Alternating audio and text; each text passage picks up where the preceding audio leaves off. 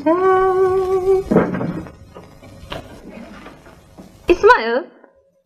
yerini indiyə kimi niyə yığışdırmayırsan? Nənəm yığışdırardı. Nənənin işi çoxdur. O məşğuldur, ona bax. Gör Cəmilə öz yatağını nə yaxşı yığışdırıb. Məşhur Azərbaycan filminin bu kiçik səhnəsində bir ananın övladını tərbiyələndirmə üsulu aydın şəkildə göstərilib. İşgüzar olmaq, səliqəli olmaq, böyüklərin hörmətini saxlamaq. Ancaq hazırda xüsusilə bəzi valideynlərin timsalında bunların əksini görürük desək yanılmarıq.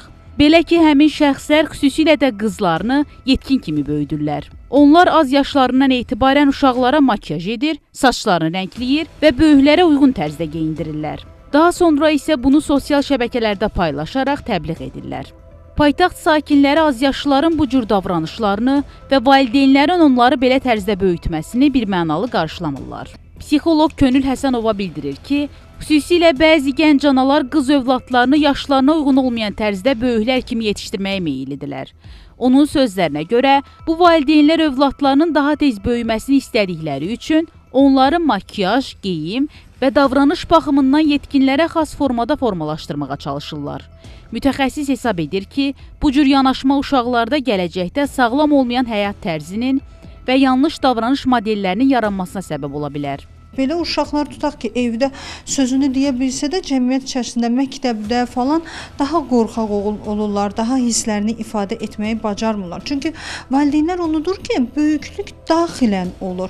Vizual olaraq böyük geyinmək, saçı rəngləmək bu böyüklük demək deyil. Gələcək artıq o öz yaşında, öz yaşına aid olan maraqlara artıq marağı itəcək və öz yaşından daha üstün bir marağa meyilli olacaq. Çünki artıq onu yaşayıb.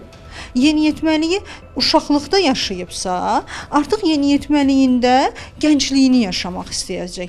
Gəncliyində bəs nə yaşayacaq? Və bu təbii ki, boşluğa düşəcək, insan daha pis vərdişlərə meyilli ola bilər. Psixoloq deyir ki, yanlış tərbiyə üsulunda böyüdülən uşaq digər azyaşlılara da mənfi örnək olur. Digər bir uşaq onu görür, yanlış yanaşma olduğunu anlamır, çünki uşaqdır və gedir təbii ki, evdə tələb edir ki, mənim də saçımı rənglə. Niyə sinif yoldaşım falan kəsin saçı rənglidir, mənim də saçımı rənglə. Və bu təbii ki, övladla valideyn arasında münaqişə olur. Yaşımıza aid olan hər bir hiss olsun, geyim olsun, vizual görüntü olsun, öz vaxtında yaşamaq daha uğurlu olar. Bəli, bizim uşaqlarımız hələ ki, bu həyatı öyrənirlər və yaşlarına uyğun olmayan nələrisə istəyə bilərlər. Amma valideynlər nə edir? Qadağa qoyur.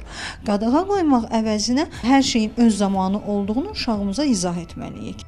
Müsahibimiz sosial şəbəkələrində azyaşlıların böyüklər kimi davranmasına səbəb olduğunu bildirir. O qeyd edir ki, uşaq sosial şəbəkədən istifadə edərkən mütləq böyüklər tərəfindən ona nəzarət edilməlidir.